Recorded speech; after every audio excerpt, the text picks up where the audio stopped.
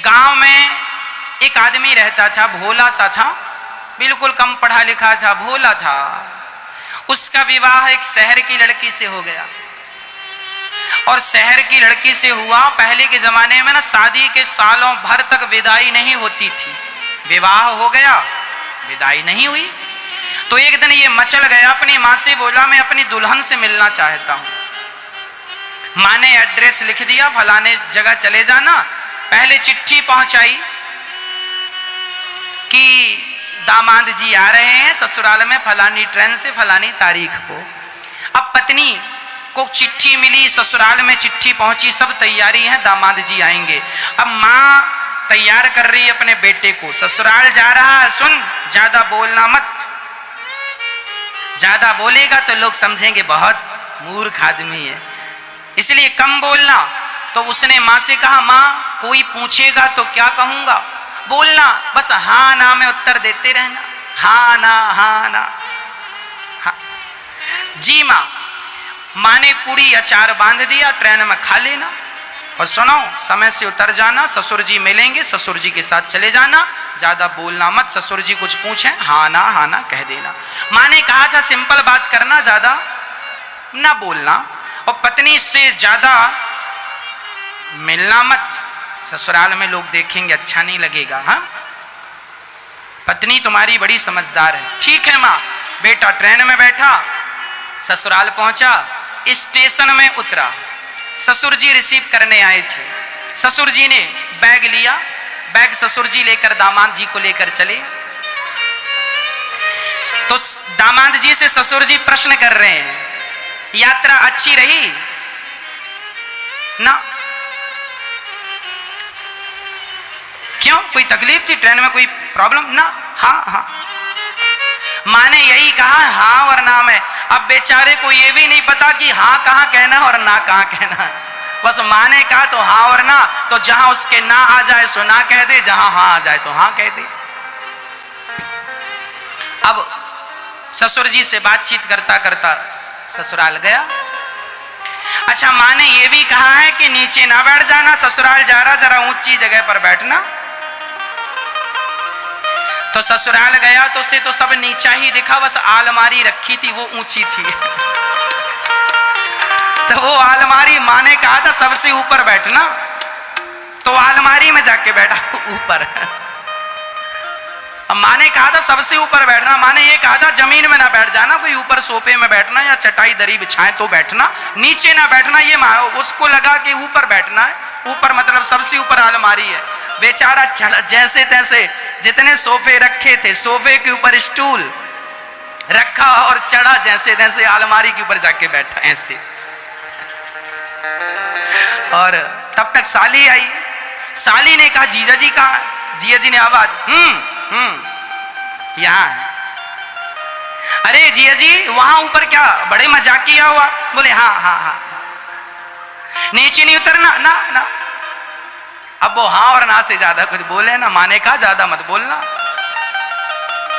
साली ने कहा हाथ मुंह धुल लीजिए, भोजन तैयार है। हाँ। उसने उतर के हाथ मुंह धुला, भोजन में बैठा। अब वो ठहरा गांव का और शहर में विवाह था। अब गांव की पूड़ियां और शहर की पूड़ियां दोनों अलग अलग होती हैं। शहर में लोग छोटी छोटी पूड़ी बनाते हैं, गांव में बड़ी बड़ी पूड़ी बनाते हैं। आपने देखा?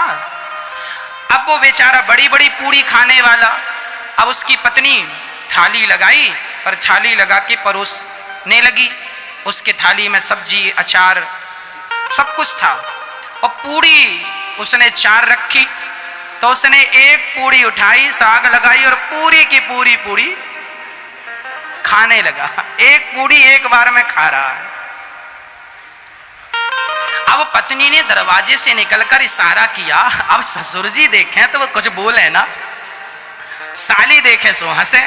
अब पत्नी को लगा मेरे पति गलत कर रहे हैं, सबको हंसी आ रही है, तो इशारे से कहा उसको लगा एक नहीं दो दो कह रही है खाने को। उसने 2 पूड़ी उठाई, साग लगाई और जो खाया मुंह बड़ा ऐसे बड़ा मुंह उसका हो गया। अरे पत्नी ने फिर बोला ना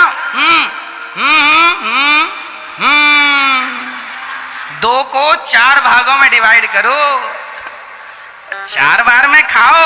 वो कह रही है, उसको लगा कह रही है पहली बार ससुराल आए हो, शायद यहाँ की रस्म होती हो कि 4 इकट्ठी खाना है। वो उल्टा समझ रहा था, 4 इकट्ठी उठाए, साग लगाए और 4 एक बार में खाए, और मुंह उसका समाये ना, पूरे मुंह में पूरी। अब पत्नी ने देखा 4 खा रहा है, ससुर तो देखते ही जा रहा है। और पत्नी ने देखा, हे भगवान कैसा पति मिला, बिल्कुल अनपढ़। तो उसके पति ने कहा, अच्छा कह रही है कि पहले 4 पूड़ी उठाओ और माथे से लगाओ। तो माथे से लगाए, फिर खाए। अब खाए, अब खा पी करके उसके ससुर जी बोले चलो जरा घूम के आते हैं। घूमने चले गए तो वहां एक नदी थी। तो उसने पूछा अपने ससुर जी से, ये क्या है? बोले ये नदी। तो ससुर जी से पूछा, ये किसने खुदवाई? तो ससुर जी ने कहा, आधी तो तेरे बाप ने खुदवाई थी, आधी हमने खुदवाई। बोले कैसे? बोले हमने आधी ऐसे खुदवाई कि हमने अपनी बेटी तेरे से ब्याही, और आधी तेरे बाप ने कि तेरे बाप ने तुझ जैसा बेटा पैदा किया, दोनों ने मिलकर खुदवाई है। तो हंसने के लिए कोई भी बहाना हो अच्छा है। कुल मिला के हमें हंसते रहना चाहिए, हंसने के बहाने हमें नहीं गवाने चाहिए, सदा हंस। एक आदमी मोबाइल खरीदा तो बैंड पार्टी लेके गया, और मोबाइल लाया तो नाचते कूदते। भाई हंसना मुस्कुराना कहीं भी हो सकता है, तो वो हंसता मुस्कुराता हुआ जीवन भगवान कह रहे हैं गृहस्थियों को जी लेना चाहिए, प्रसन्न चित्त से रहना चाहिए, और हमेशा औरों को भी